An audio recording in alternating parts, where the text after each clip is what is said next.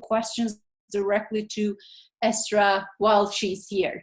And I'm seeing our my Tugavca is here, Levent is here, and Veli Tayfun Hoca was in a meeting and will join us later. So I don't want to take your time. And sure. All right. Thank you so much. Hello, everyone. I think this is the second time we're meeting with the same group, right? We did the CV writing session with the same group. Yes. Now this is the second session. I mean, I'm sorry that we can't be in the same room and we can't be really interactive. So due to the short time that we have, I'll try to keep it concise. And please ask your questions as I go. You don't have to wait until I finish. You can simply open your microphone and say it out loud, or you can write to the chat. I'll check it. You don't wait until I finish everything to ask your questions. You can ask as we go. Let me recap.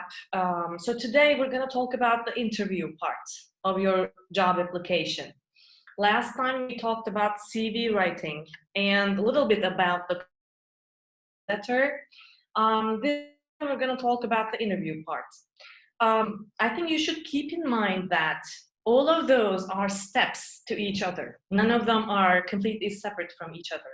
So basically, during the interview, you will get questions based on your CV and based on the job post, of course. So there must be a job post. Remember, we talked about it. You read it carefully. You try to analyze what it's saying or what it is asking. You research the company, and then you revise your CV accordingly. You remember that much, I'm hoping. So based on that CV, which is trying to prove that you're a good fit for the job, you are selected for an interview. It can be in multiple ways. It can be a phone interview, which would be a little more stressful. It can be an online interview, just like we're doing right now, through a camera, or it can be in person. Usually, if it's not a company outside of Turkey, it's going to be in person, but still be prepared for all of them. What you should keep in mind all the time is the fact that those people are, of course, checking your technical skills, but they can simply read it from your CV and your transcript, right? So why are they doing an interview? What's the point of it? Do they want to see you? Do they want to see how you talk or hear you? Well, all of it, really.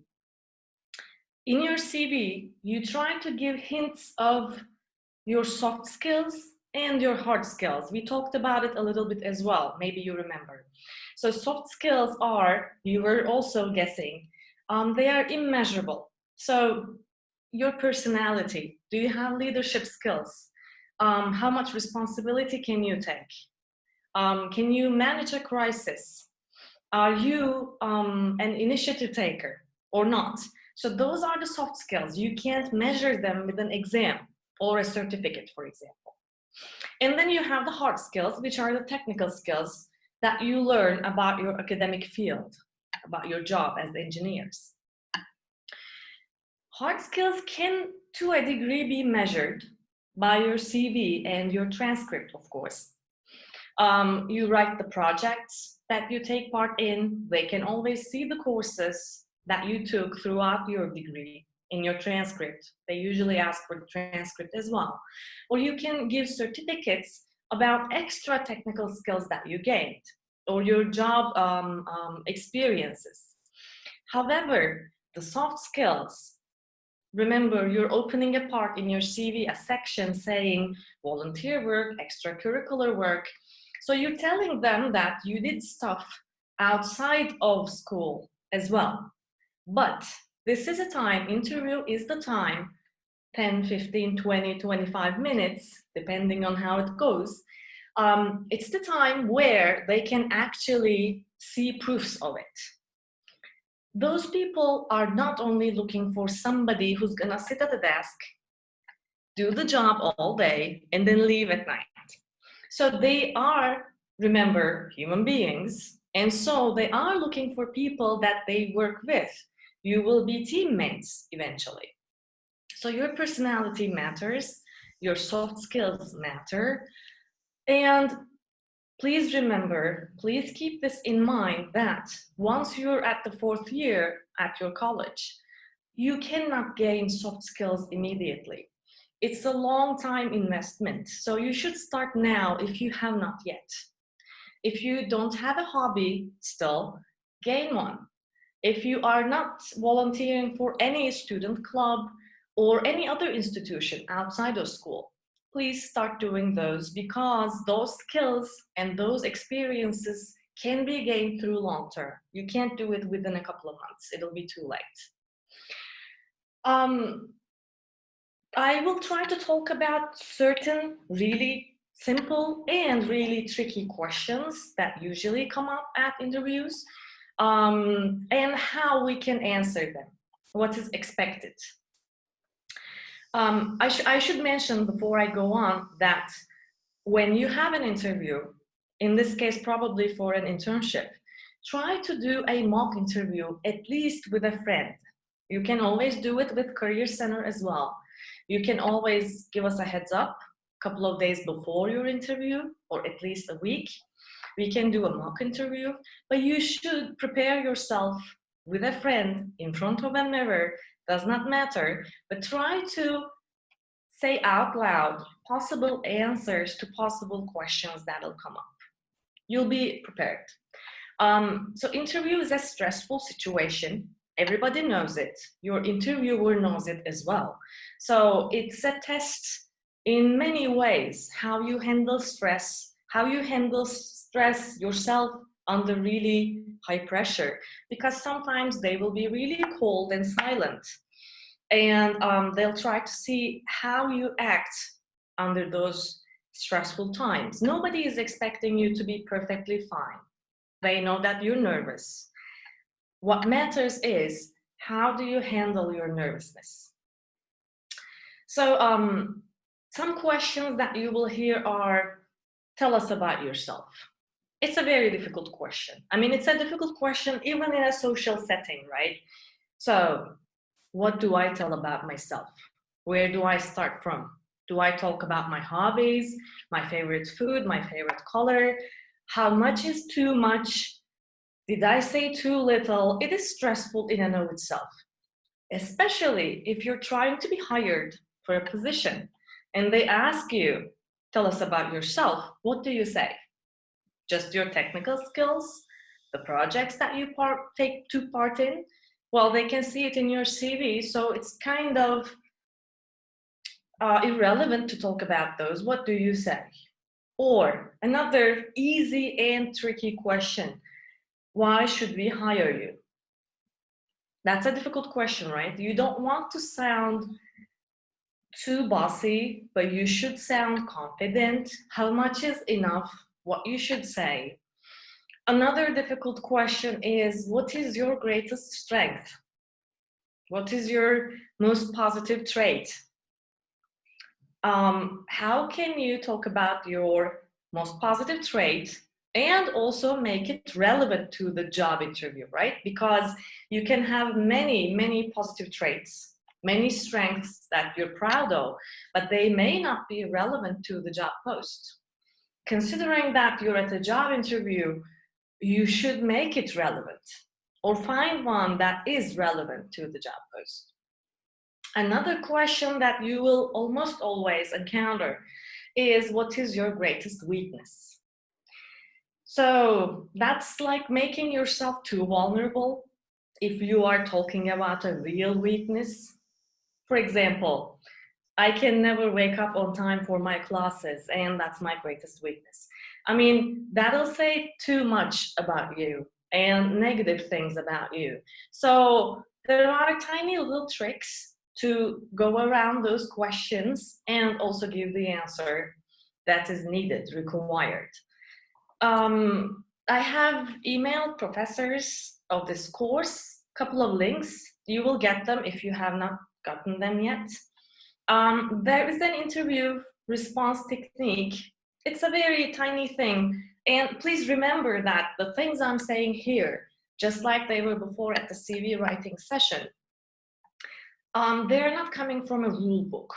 They're simply advice based on the situations that may come up, based on the expectations of most major companies.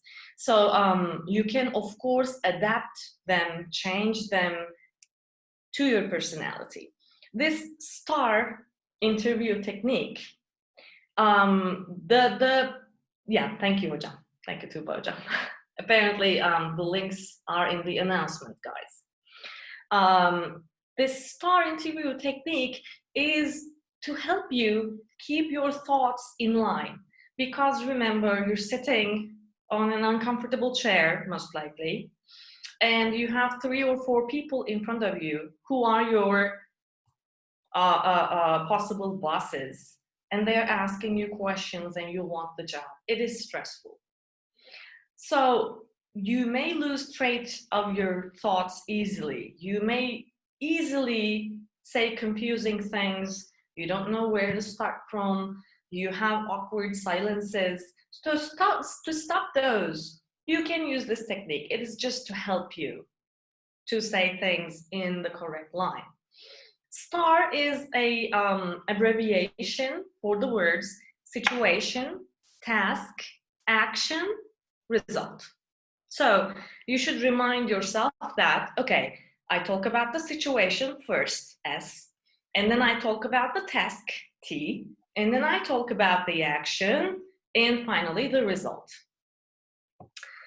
Here is how you can use it. It really helps you to give a concise answer, because you don't have all the time in the world, right? You should be answering the question in a couple of minutes, and you should keep mumbling to the minimum. It helps you to express your success too in a correct way. It helps you to tell a story, basically, about yourself, and stories make you more memorable. If they wanted the facts, they can always call your references or look at your CV and hire you. So this is the time where you can show off your personality and what kind of a person you were in your life story during a class, at an internship, at a project, at an exam. And it also helps you give examples, because remember, we talked about it, saying that I have leader character, I have leadership qualities. I mean, it doesn't mean much unless you can give concrete examples about how you can demonstrate it, right? You can't simply say that I am this and that. We can all say it, but you should prove it too. So if you can put it in a line of story, you can prove it. You can also give them extra material for the questions that you want to be asked about. Because I remember last time, you were all very eager about giving information about your projects, right? I was telling you to keep it simple and concise, and you said, I want to make explanation underneath it in my CV. Because you are proud of it, you want to talk about it. Well, this is the time to do it now. You can give them the bait and expect them to ask you a question. For example, if you are asked a question, and you will be most likely, something of this sort, tell us about a time where you had to finish a project under tight deadline. Tell us about a time where you had to finish a project on your own. Tell us about a time where you had to deal with crisis management. So if you encounter a question of that sort, they are basically asking you about a specific situation, right?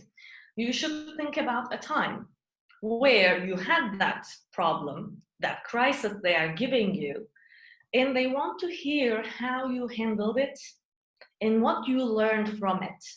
Because it matters whether you are open to learning. Are you self-aware? Can you do a mental SWOT analysis to yourself and change yourself? So are you a learner? It all matters for the company, obviously.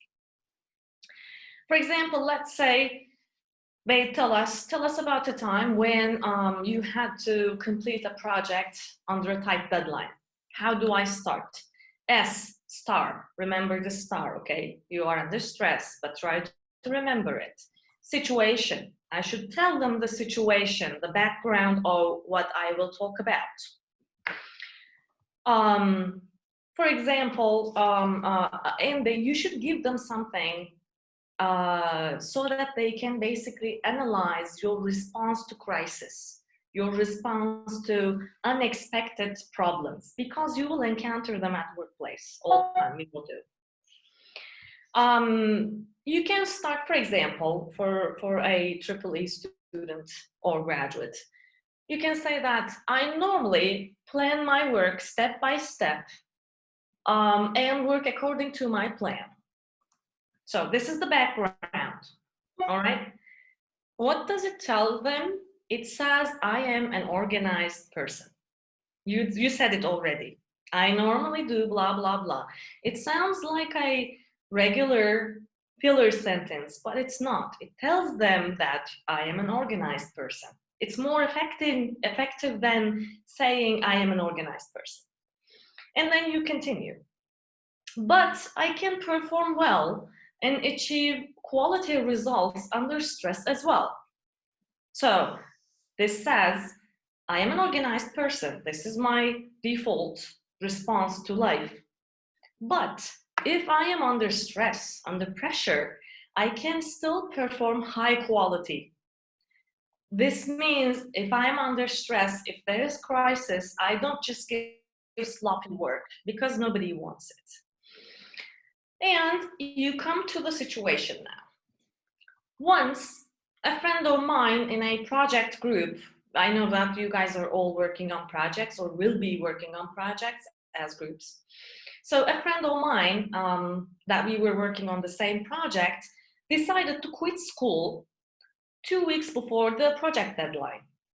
So here's the crisis. This is the situation. Now you should tell them how you resolved the crisis, how you responded to the crisis. Well, I assembled my teammates, the project group, the ones that are still at school. I assigned them work again. I delegated them the work again, and we finished the project well before the deadline. So you told them how you resolved the problem in a nice manner. Remember, I normally work well if I am organized, if I have a plan, but I can still work well under pressure. And now, well, here's the proof. Once we were doing a project with a group, a friend of mine quit school, but I didn't just lose control of everything. We didn't go to the professor and wanted for extra time. I took leadership, I took initiative, called all of my friends, delegated them work. So these are all leadership qualities, right? And we finished the project before the deadline. This says so much about you. This puts you in a real life situation where you show off your personal skills.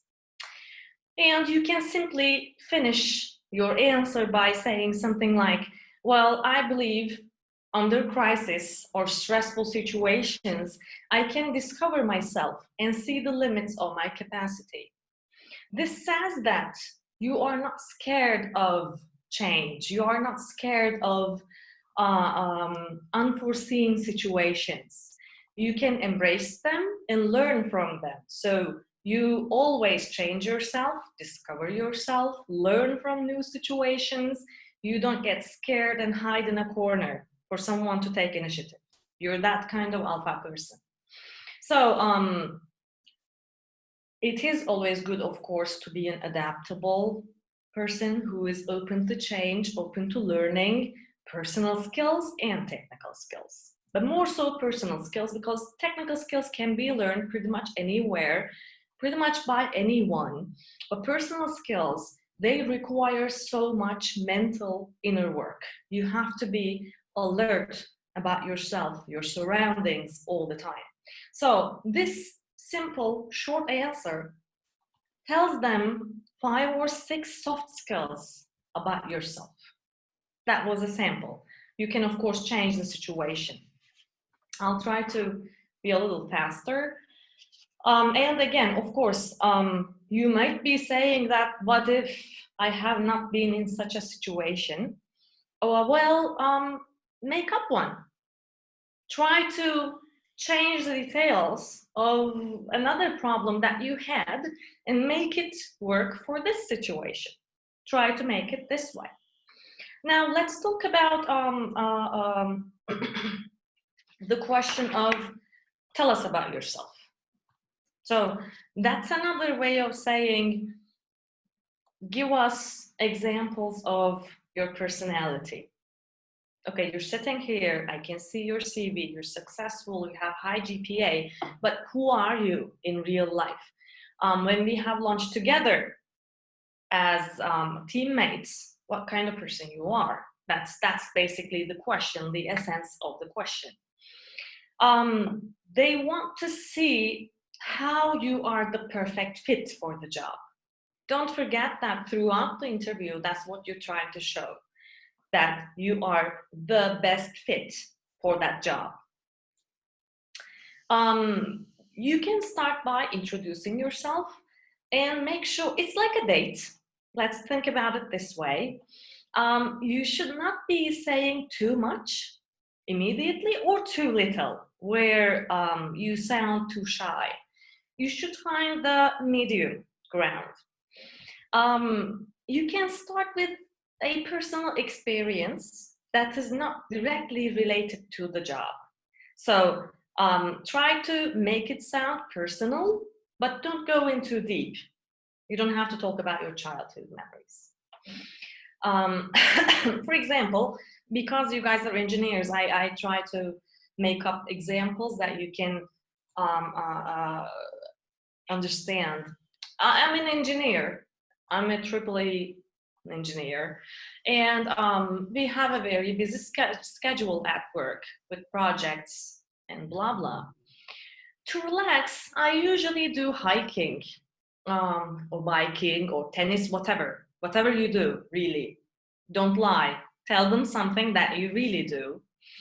I have blah blah hobbies, which also help me decompress some of my stress. I also do volunteer work, blah blah, whatever it is. Whichever one you're doing, tell them, really. And then try to make the most of this question and give them something more. Give a proof of your soft skills. For example, well, I'm a EEE student or graduate, depending on your year. I have a very busy schedule at work because at AGU we have tons of projects that we have to work on. So normally I have a stressful life, but I always try to make time to decompress my stress. For that, I usually do volunteer work at schools, at villages around Kayseri. I go to schools and try to teach the students, younger age students who are coming from underprivileged backgrounds, programming so that they can learn more skills. So this already gave them a lot about your interpersonal skills. You're making time to teach other people, help other people, and you can finalize your answer by saying something like, for example, well, by teaching young kids about complex engineering topics, I learned how to simplify complex topics and how to make them understandable to common folk, which is important at a company, especially, for example, if you're applying for a position where you have to be in touch with customers that are non-engineers. It's a good skill. So don't say that I have good communication skills. Put it in a story. Narrate it in a story so that they can comprehend and they know you better. Also, of course, if you're planning to do other hobbies or volunteer work in the coming years, you can tell them about those too. Another question that is tricky, but also easy: why should we hire you?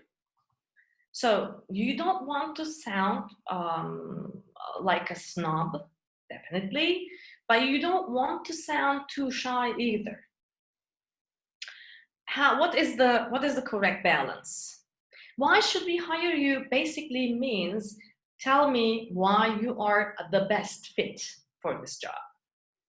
Again, it goes the same way.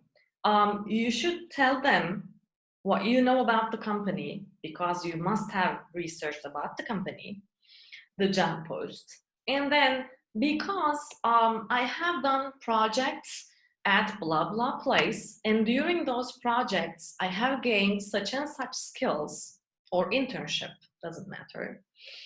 I think I am the best fit for this job because your company is also blah blah and blah blah. Whatever it is, innovative, change maker, something.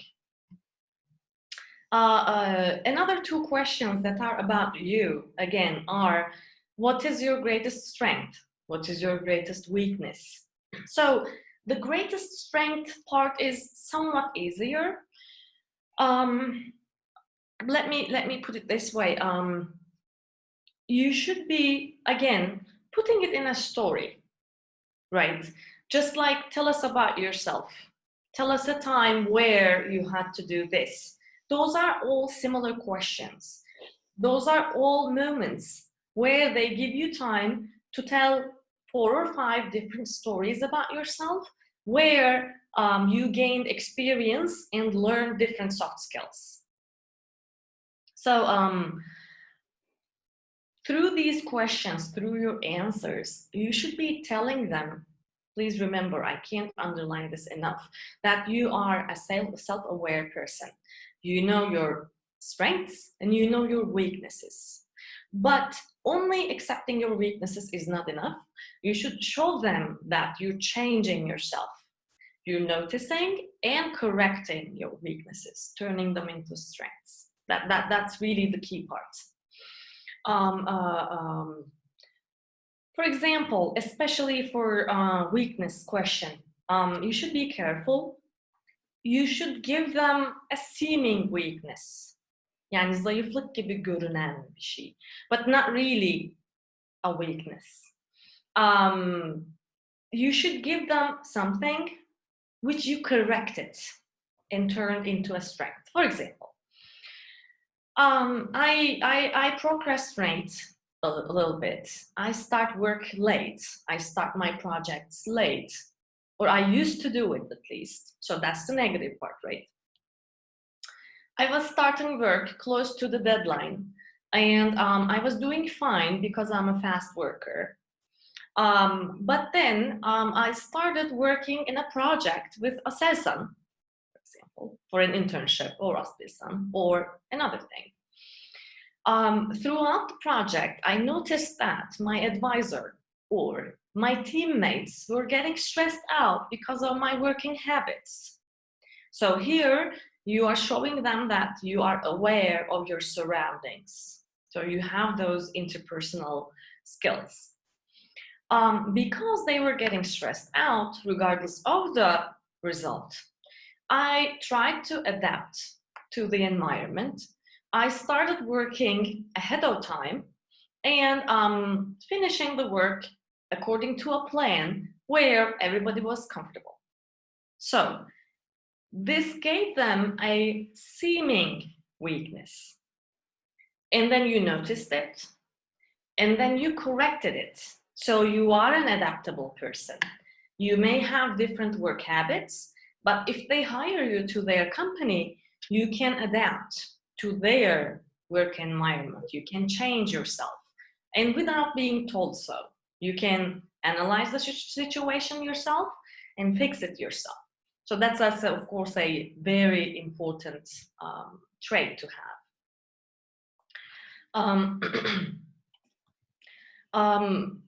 Another question that you may be asked,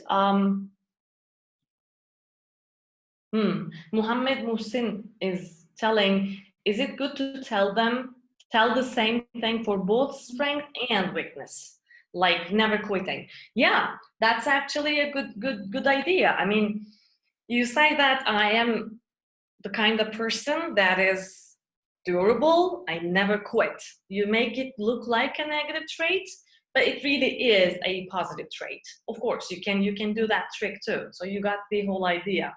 Wonderful. But it's not a good idea to give them the same trait for strength and weakness, because in that case, you're basically wasting your time to say more about yourself. That's why it's not a good idea. Otherwise, it's okay. But you can say more about yourself if you give different traits for each one. But never quitting, if you make it sound like a weakness, it'll be great, of course. Yeah. Another question is, what are your goals for the future? Where do you see yourself in 5 years, 10 years? Something of that sort. So here, they are basically trying to ask you, are you planning to stick around? Should we invest in you because we're going to hire you? And for at least 5 or 6 months, we will need to train you. You won't be able to really give us output. Should we invest in you? Is it worth the time and the money? So give them an answer where you express that you are foreseeing yourself in that company in the future. For example, if I can work at your company at blah blah position, whatever position that you are interviewing for. My hopes for the future or my future goals are becoming blah blah manager at your company through doing this and that. So you're telling them that I'm not leaving. You can invest money and time in me. I'll be sticking around in your company. Well, it's sad but true. This may not be the reality. But you can't tell them that, well, I'm actually planning to quit a year later. If you say that, you just won't be hired probably. For understandable reasons. So even if you're planning to leave, you should not tell them about that. So I think that's pretty much all I have to say about interviews. So again, the key is remember that they know you're stressed out. Remember that they will stress you out more. Remember that you should always give them a tiny, small, nice story about yourself. Pretty much whatever the question is, unless they're asking you a specific formula. If it's tell us about yourself, where do you see yourself in the future? What is your greatest strength, greatest weakness, or positive, negative sides? It can be changing. Why should we hire you? Always try to give them an anecdote, a short story about yourself. If you don't have such stories, this is a good time to try to think about those. I mean, try to think of moments where you can make up stories for those questions in case you come across them. This is pretty much all I have to say about the interview part. I didn't see the need to talk about that part, but of course, when it comes to your physical appearance, well, it matters. It definitely matters. You should be polished and sleek. You don't have to look too luxurious. It's not a necessity, obviously, but you should at least look clean and polished. That would be enough. Jeans is not a good idea. T-shirts are not a good idea. You don't have to be wearing a super formal suit and tie. It basically depends on the company too. So if, for example, it's a small, tiny startup company, If it looks kind of relaxed environment, you can wear more casual, semi-casual things. But if it's a super formal, structured company, you should be dressing accordingly, obviously. And please remember that the interview does not start when they call your name and you walk into the room. As soon as you get there, from the moment you say hi, good morning, hello to the janitor, to the moment you get into the room, each and every person you come across, it's still part of the interview in an indirect way. I mean, they may give ideas about you to other people. For example, don't be rude to the person at the reception or at the information desk, and then be super nice to your interviewers. Try to make smooth progress throughout it. If they invite you out for coffee or lunch, which they do, especially big companies do it, do not relax too much. It's still part of the interview, so keep that in mind. Keep your composure. Remember that it's still part of the interview process in a more relaxed environment, but still, they will be analyzing you. So keep it cool during those processes as well. Abdul Kadir is asking, would it be a good idea to talk about our future plans in 5 or 10 years if it is asked, like I want to open my company? Well, Abdul Kadir, as I said, if you want to be hired in that company, even if your plan, your future goal is not to stay there, unfortunately, you have to make it look that way, because otherwise they won't want to invest in you. Time-wise and money-wise, they will be paying you salary and they will be training you for at least 6-7 months. You will be adapting, so you won't be very productive. If you're planning to leave in 2 years, you are basically wasting a quarter of their investment. So think about it that way. So even if, yeah, you got it, all right. So even if your plan is really not to stick around, if you want that job, you should make it look like you will stick around, basically. Any other questions? Jesus, I talk too much.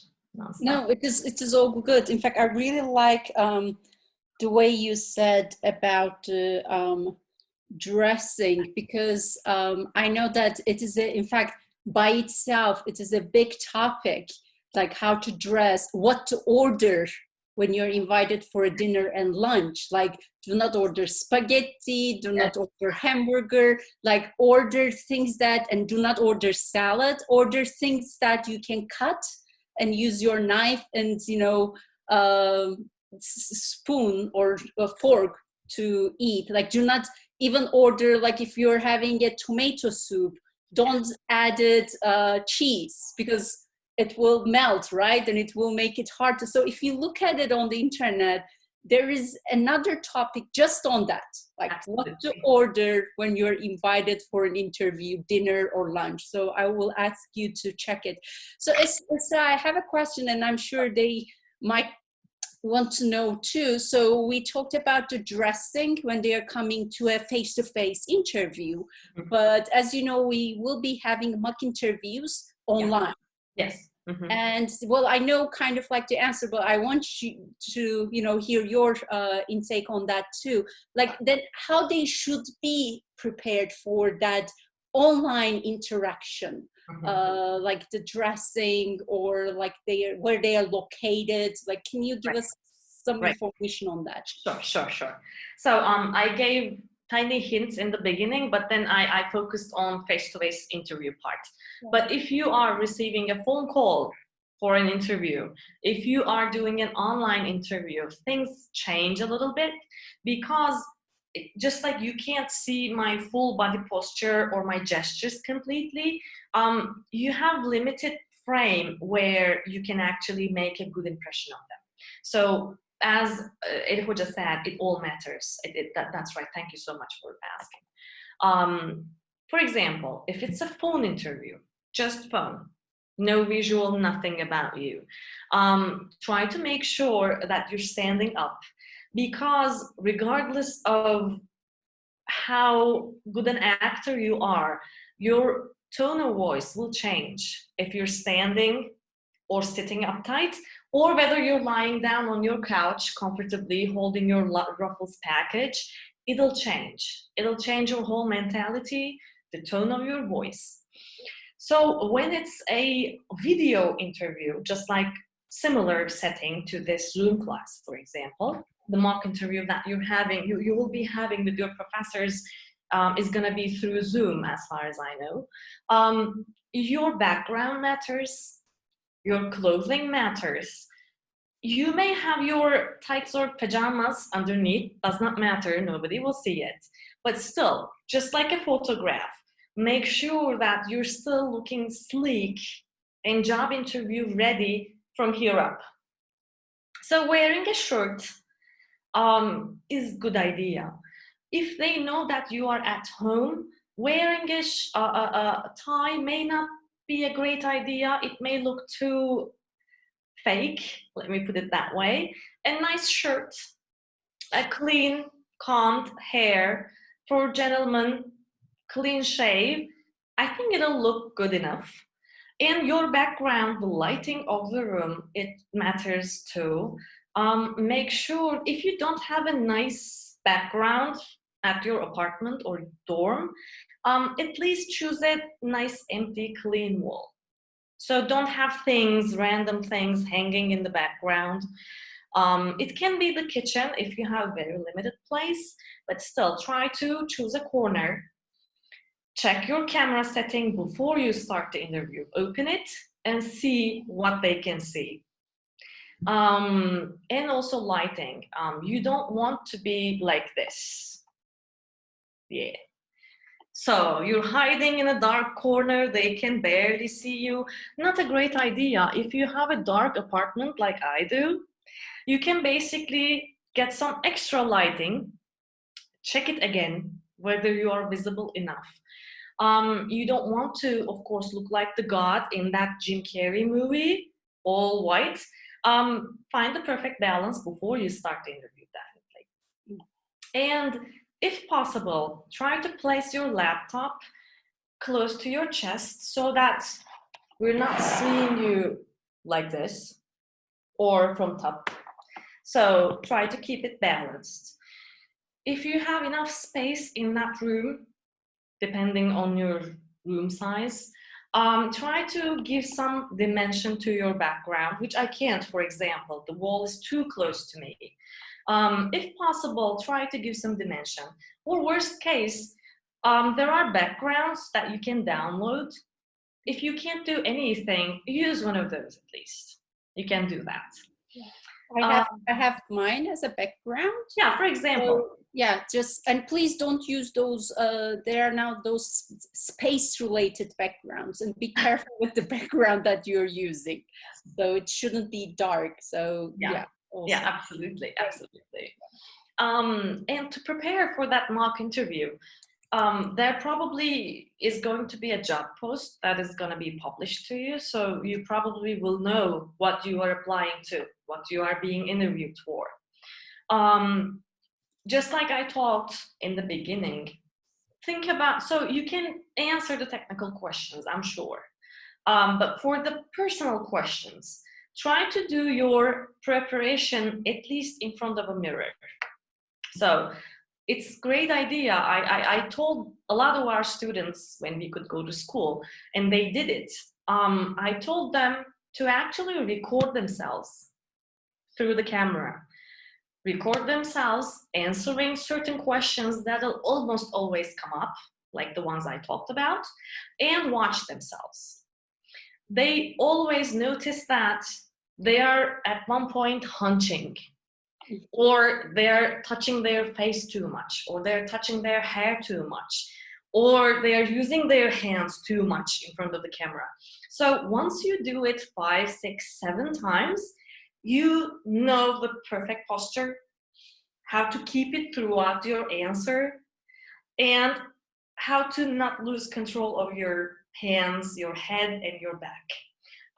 Definitely do demos by recording and watching before the mock interviews that you will do with your professors or actual interviews in real life. Those are great suggestions. So any questions that you would like to ask to Esra about online interviews, face-to-face interviews? They're kind of same, but you know, there are little tweaks that you need to be aware of. About CVs, any questions that you might have. We will not have Esra again on this class, but maybe later on your third year, hopefully you will see her. She's also having great seminars that you can attend. She's inviting always like people from your field or from various fields, which is also needed sometimes for you to attend just to see what people from other areas are doing. But please, if you have any questions, maybe we can wait for a couple of seconds for them to think. So if you have any questions, you're welcome to turn on your microphone and ask or write. And I think there's a, oh, yeah, where it's not beautiful. Oh yeah, that's a risk. Absolutely. I mean, you may be wearing pajamas, yes, and something extraordinary happens and you stand up. Well, yeah, that's always a possibility. So you don't have to be a risk taker. Just dress up. It doesn't take too much time anyways. Yeah. And by the way, it probably affects your mood too, knowing that you have pajamas underneath or being full dressed up. It does affect your mood. Definitely. Overall jolliness. And it's a respect, I guess, showing that you're respecting them. Sure. Yeah. So we will wait if you have any other questions. In the meantime, if Veli Hocam, if you have any questions to Hocam, if you like to add something. Yes, yeah, I was gonna ask about the profile pictures, like before joining in. So what kind of names or pictures, like are they important or? Yeah, thank you, Hocam. Thanks for reminding, Bailey. For the profile picture, it's pretty much the same as a CV. First of all, if you are doing an online interview, you should open your webcam. You should definitely be ready to open your webcam. You can't just hide in the dark and talk by the microphone, keep your picture there. It won't be too respectful. It won't look nice. So have a picture ready in your account. And it should be professionally taken, if not looking sleek and professional at least. So it shouldn't be a super fun pose from a party. Similar to your CV photograph, you should use something like that.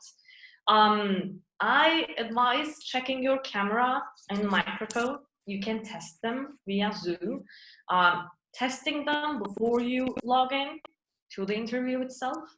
And of course, once you start, you'll simply open the microphone. In terms of the name, always use your full name. So don't use nicknames like Pink Bananas, something crazy, Sedat 638. No, use your actual name because it's a professional setting. Never forget that. Never skip any detail about that. Esra, there's a question. Is there any, I'm sure you're getting this question a lot, is there any disadvantages of long bears or hairs for an interview? Well, as long as you're looking sleek, I don't think so. So here's the trick. Are you willing to shave your beard or your hair for that company? Are you willing to change your appearance for that company? Do you know what kind of company they are or what kind of appearance they are expecting? Mm-hmm. If you say, well, I know that they are expecting me to be clean shaven, short hair for gentlemen, or tightly held hair for ladies, if you know that, if you want to be hired there, I'd say don't take the risk, shave it already. Mm-hmm. But if you say that I want them to expect me the way I am, this is very important for me.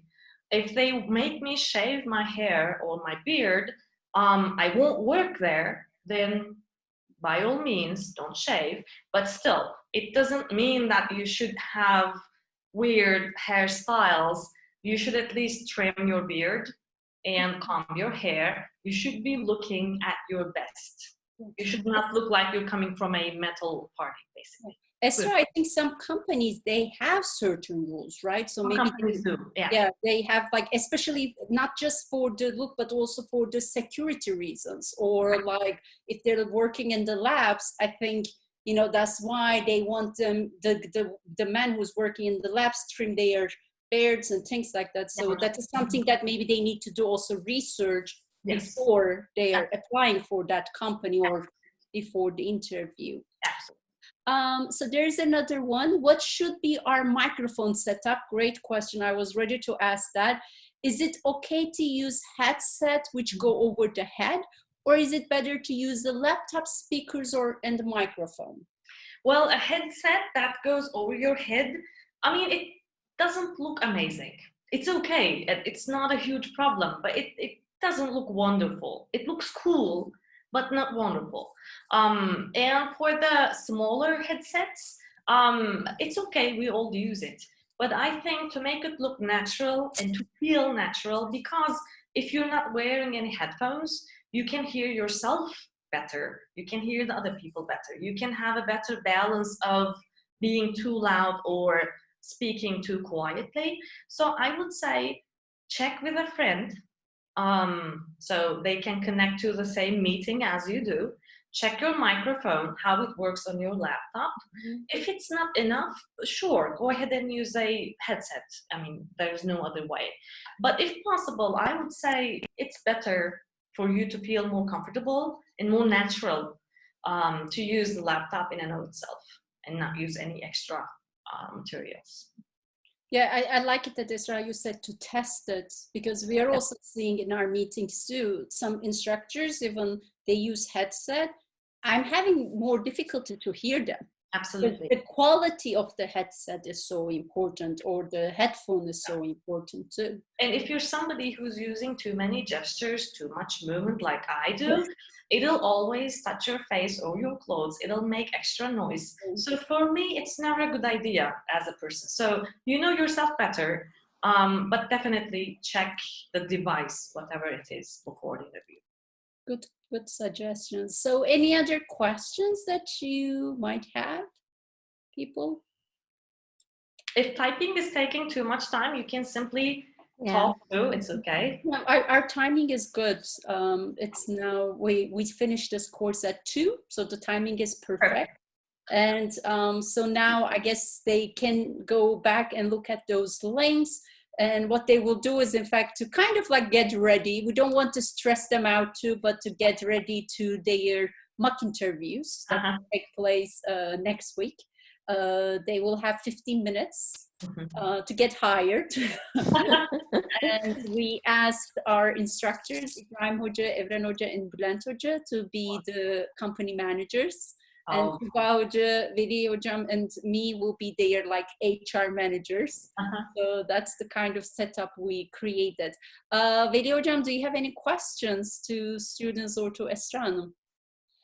Actually, I do not have any more questions, but I can have some advice, especially some technical details. Yes. I can recommend students to not claim things that, to not mention their achievements too much if they haven't do that, if they haven't done that. I mean, please do not say that I made a radar system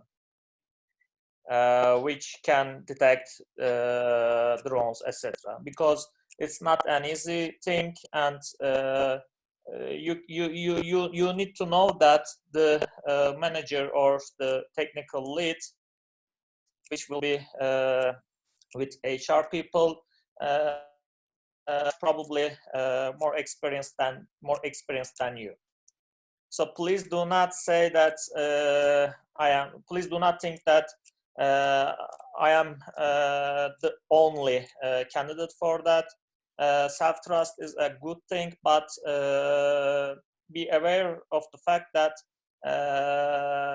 similar applicants exist and you are not the one who will be doing an interview. So if you do not know something in details, you just can say that I do not know that in details, but I can have some comments depending on my experience, because I worked in these areas. I designed, for instance, some simple antennas, I made some, I wrote some codes in MATLAB related with signal algorithms, etc. And from these experiences that I have from my undergraduate study and from my projects listed in my CV, I can have comments, but I do not know it in details. So I think there is a balance between a self-trust and being aware of the fact that you are not the expert in this area. So please try to hold this balance, because sometimes very self-trusted candidates may apply, and this self-trust may be disadvantages for these students. And if you do not trust yourself, this might be also a disadvantage for you. So I can say these things in terms of technical part of an interview. So this is my comments. Of course, Esra Hanım is the expert, so no, John, definitely. I completely agree with you. Yeah, it should be underlined several times that they should find the perfect balance between confidence and humility. Pardon my French, but you should not be sounding cocky. It's not a good idea. There is a difference between being confident and sounding too loud as a personality. So thank you, Hocam, definitely. And do not lie about things that you have not done or skills that you do not have. You'll lose all credibility of the entire application. It's never a good idea. Great. Any other questions? Well, thank you, Esra. Thank you so much. Thank you, Hocam. Thank you for hosting me. Yeah, thank you. And thank you all for attending. Please, of course, you know, classes are important and all, but also please be safe. Yeah, as you know, yeah, for 4 days we also have a quarantine. Yes. So please be careful for yourself and for your family. Thank you. And it's great to see you all. And Esra, again, thank you for your time. Hocam, Veli Hocam, if you'd like to add something. No, thank you. It was great. Thank you. Thank you very much for hosting me. And thanks, guys, for your patience. Hoping to see you again in a real-time environment on campus, hopefully. Yeah. Good luck and have a nice 4 days weekend. Yeah. Well, it's not like a holiday, but I know, yeah. Thank you. Thank you very much. Mm-hmm.